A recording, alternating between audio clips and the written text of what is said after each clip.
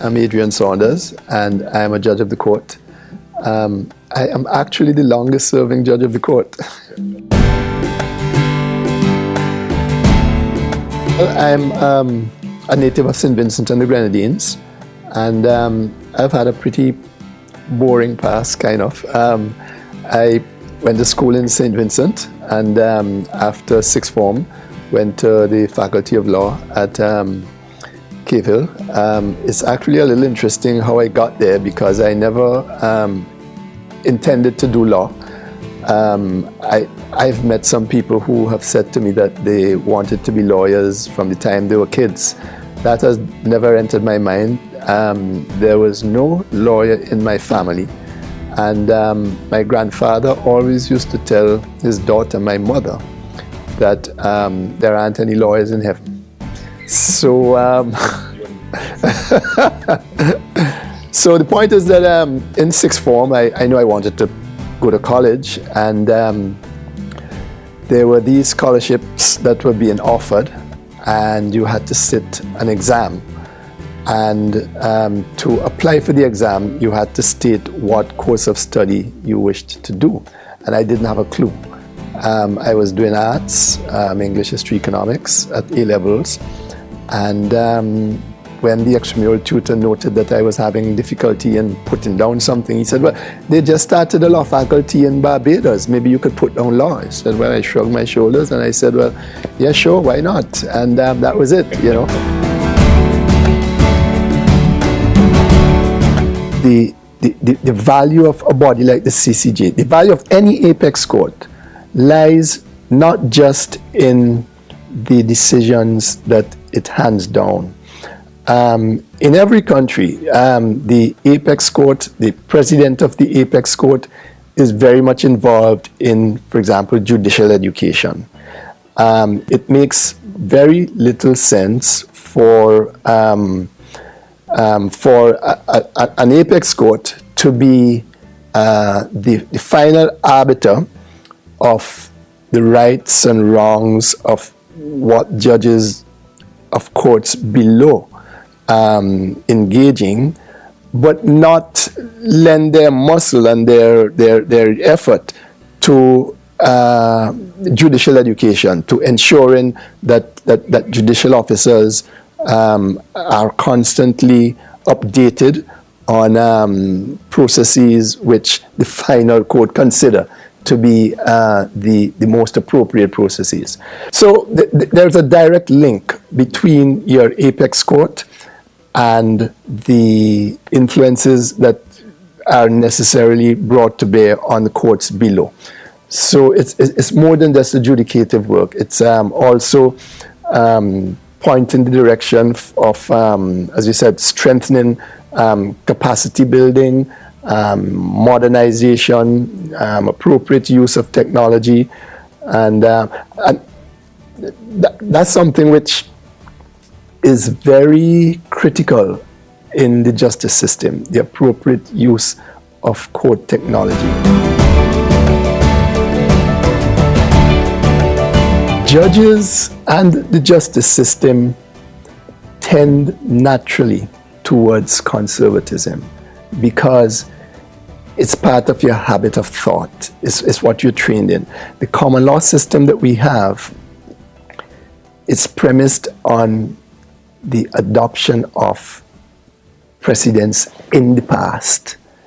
You look for the law today based on what happened in the past.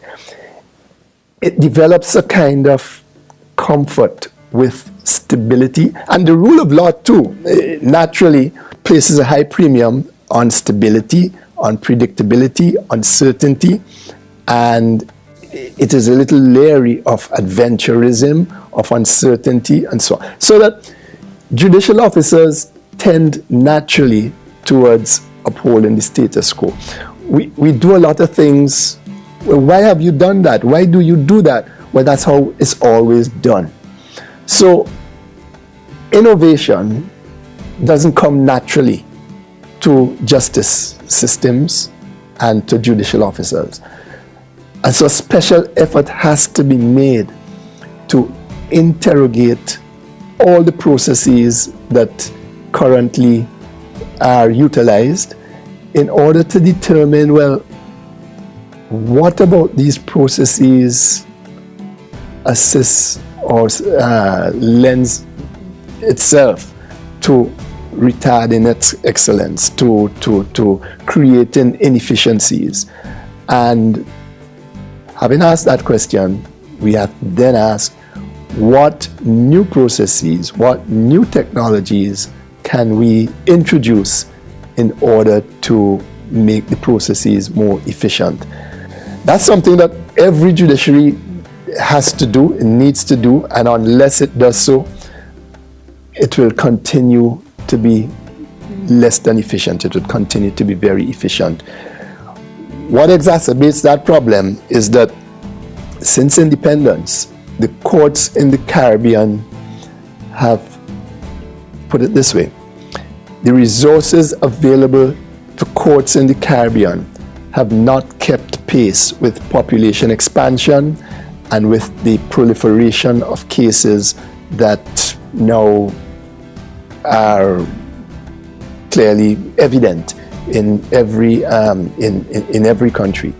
And so judges are faced with the need to do more with less. You have, comparatively speaking, less resources, but you have a more astute public. You have a public that is less tolerant of interference with their rights, more knowledgeable about what their rights are, more knowledgeable about their right to access justice, and you have to satisfy that demand. But you don't have the same human, physical, and technical resources that you used to have to deal with the caseload that existed 50 years ago. What that means is you have to innovate. You have to try to find out what are the appropriate technologies, some of which are not very expensive. And all that it needs is to think a little outside the box. I mean, I gave a speech in Jamaica just last weekend where I pointed out some instances where, because we have this penchant for doing things because that is how it has always been done, you have a situation where, for example, a report needs to go from a social welfare officer to the court.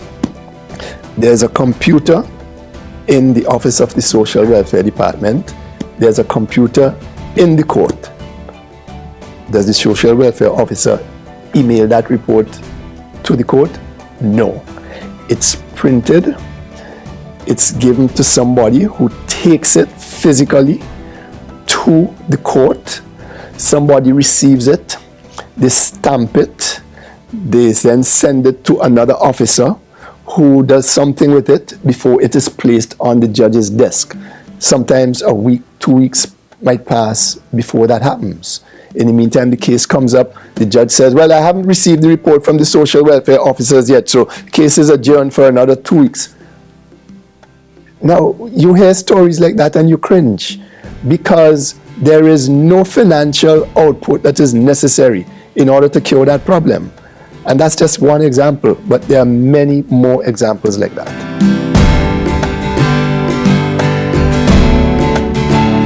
We now have a system, so just fast forward, we now have a system where, I don't have it here, but my smartphone, I could access all my cases on that smartphone.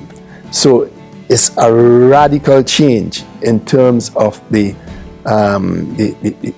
technique and the technology involved in being able to access the cases.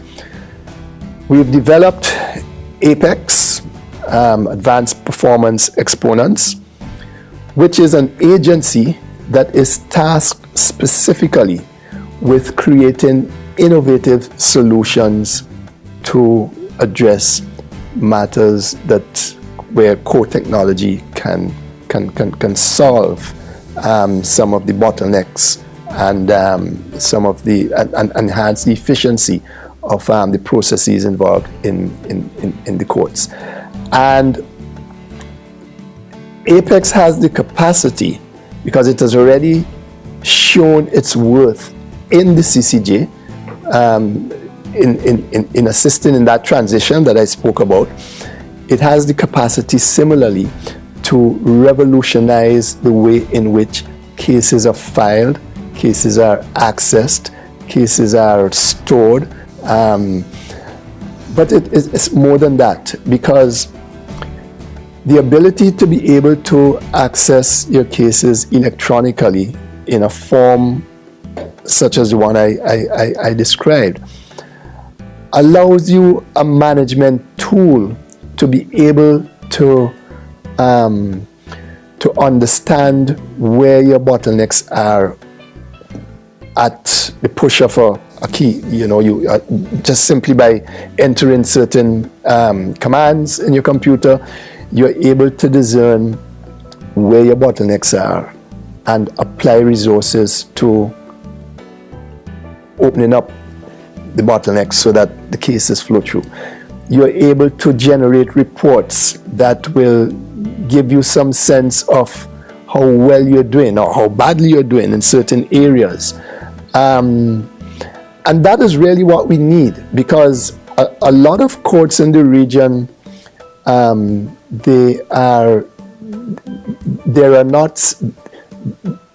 their systems are not calibrated in ways that allow them to be able to appreciate how deep their backlog is, the nature of the delays that they are experiencing, the reasons for the delays. And if you don't know this, then you can't even begin to think of what measures you need to take in order to solve those problems. So the innovations that are involved in establishing modern court technology will naturally have a critical role to play in enhancing the efficiency and effectiveness of courts.